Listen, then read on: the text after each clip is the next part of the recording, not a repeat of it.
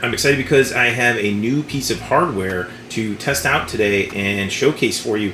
This is a Bitcoin miner from Iceriver. This is a prototype, so it won't be for sale, but it's a little sneak peek at what we can expect from the Bitcoin miners that Iceriver will be rolling out. So this miner right here, I'm gonna put it through its paces, but I'm gonna tell you a little bit about it real quick before I unbox it. It's their BT1 first pass silicone chips. If you've been following my channel or following me on X or in my Discord, you already know that BGIN and Iceriver, they taped out Bitcoin chips recently, and it was a successful tape out. Probably pretty soon, they'll be having Bitcoin miners that are ready for you to mine on. This is a prototype though, so I'm glad they sent this for me to test out today. So a couple things about it. It's a real Bitcoin miner. It really will work. I'll be able to hash on a pool. There's a little quirk to it. Right now, the difficulty is a little bit weird, and it only works on via BTC. So I've been in contact with Iceriver. They let me know to use it on via BTC. That won't be the case, of course, for the miners that they roll out that are production units. But let's go ahead and unbox this thing and see what it looks like, and then we will get it mining. So I will do some testing. I'll put it on my meter box. We'll see how many watts it pulls. We'll see how loud it is when it's fully amped up and mining, and we'll also use my thermal imaging camera, the Predator, to see how hot this thing gets. So there is a manual inside. I did a short on this earlier. It's the BT0, they're calling it, Genesis Commemorative Edition. And we'll look through that if we need to get it hooked up.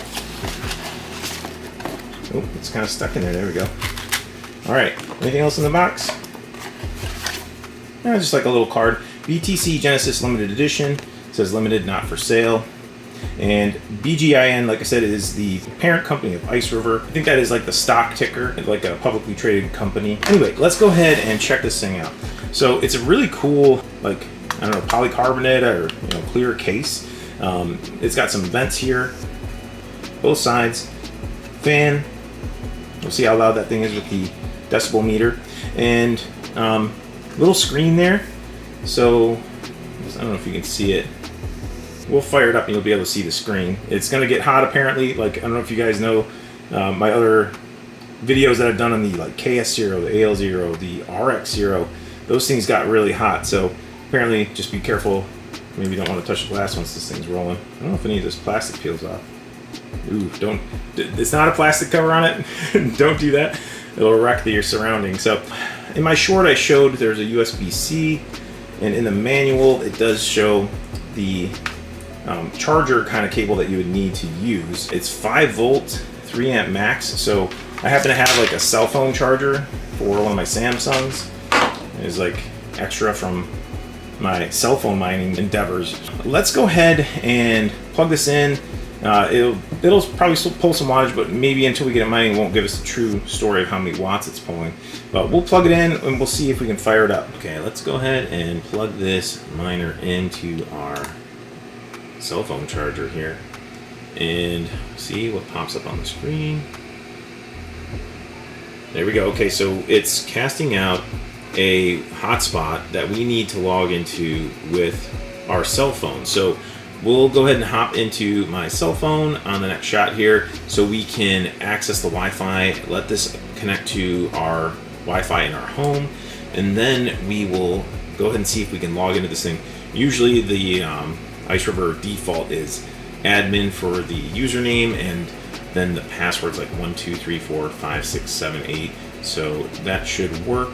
And then right now it's only pulling 2.7 watts, but it hasn't started mining yet. So let's go ahead and hop in the phone, and then we'll access this in my computer once we get it connected to Wi-Fi. Once you get into your Wi-Fi settings in your phone, you're going to see Iceriver DEC 8D9 or something to that effect. So you're going to go ahead and click into it, and then you're going to connect to the device itself. Once you've connected to the device, hit settings, and then you're going to hit manage router. Now this might be different on your phone. This is the way it's working on my Samsung phone. So I'm going to change the host name to something like Iceriver BT0, and you can change it to whatever you want your device to be named. And then I'm going to change the SSID and the password to whatever my Wi-Fi SSID and password is. That's what you would do at home as well. Then you'll hit save, and then you're going to restart the machine. Okay, the device is doing a self-test, so it's saving the settings from the Wi-Fi that I logged into, so we should be good to go in a minute here. Okay, just something to keep in mind. This charger and cable was fine for setting it up, but once it started pulling like 15 or 16 watts, it kept on power cycling. It didn't like the thinner cable. So this is a thicker gauge cable. This is like a laptop charger, 5 volts, 3 amps, 15 watts, capable of that. But I think it was the cable itself. It just wasn't able to handle the juice that was flowing through it. So cell phone, charger and cable, not so good. Laptop, charger and cable, much better. No more power cycling. It's running just fine now. Okay, I snagged the IP address off the screen on the BT0 itself, punched it into my Chrome browser just like you would for any other Iceriver machine, and here we are logged into the dashboard. And actually, it's a very nice, clean looking dashboard. It looks slightly different from the ones I'm used to from like the KS0 days. So I am in the pool configuration settings here, and I am punching in Stratum host. Like I said, Via BTC is the only one that will work on this device. Of course, the production units will work on all the different pools, I'm sure. So right now, because of the difficulty adjustments, it sounds like from what Iceriver told me, the Via BTC Bitcoin.viabtc.io Stratum host is the one that will work for this. And then the Stratum port is 3333. Then just punch in your username from Via BTC .worker, whatever you want your worker name to be. I just put Iceriver BT0, and then password is whatever you want it to be. And then you save the settings, hit restart, and then let's head back to the main dashboard and we'll see how this thing's been hashing. Okay, we've been up and running for about 10 minutes now, and right now I'm getting kind of all over the place performance, but we've only been running for about 10 minutes. So I've had anywhere from as high as 880 gigahash to down as low as 330 gigahash. Now, I don't know if you guys remember the way the charts used to look on the old like KS0s when they first started showing up. They were very choppy all over the place, and a lot of like difficulty adjustments and things like that were happening all the time. So this is, like I said, just a prototype.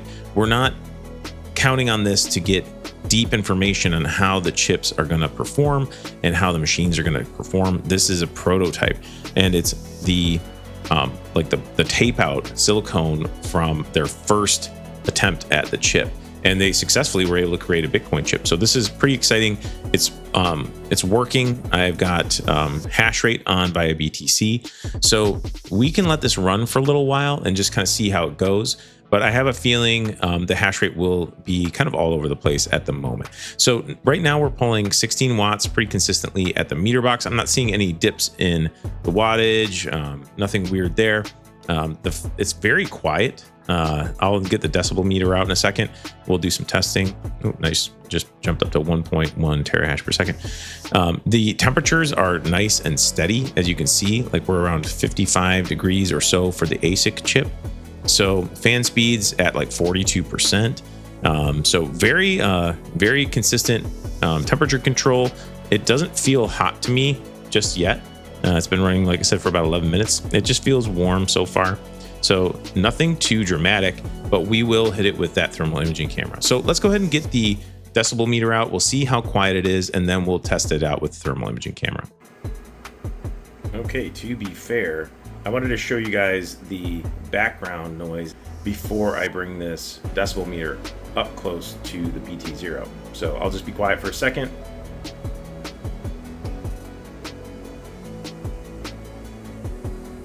Around 49 decibels.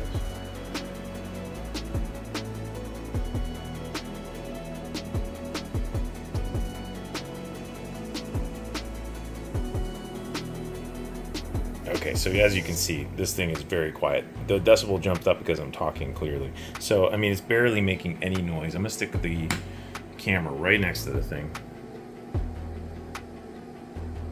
It's pretty much silent.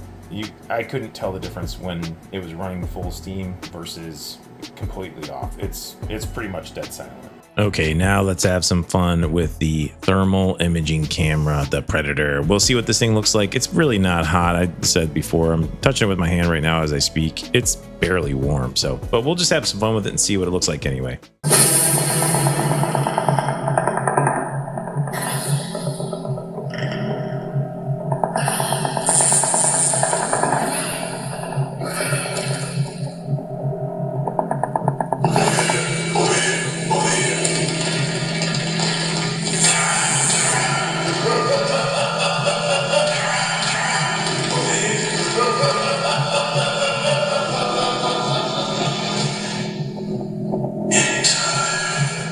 Okay, so 55, 54 degrees, and that is pretty much coinciding with what it says the PCB is in the dashboard.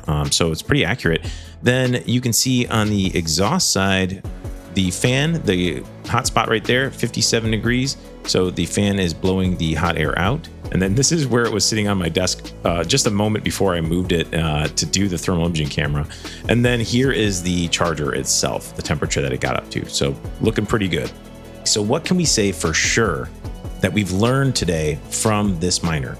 Unfortunately, it's kind of almost nothing really, except for the fact that we know Iceriver is actively working on making Bitcoin mining machines. Now, what do I hope? I hope that they continue to make like a small form factor like this for a fun solo miner. And I'm sure that the hash rate will be probably comparable to something like a BitAxe.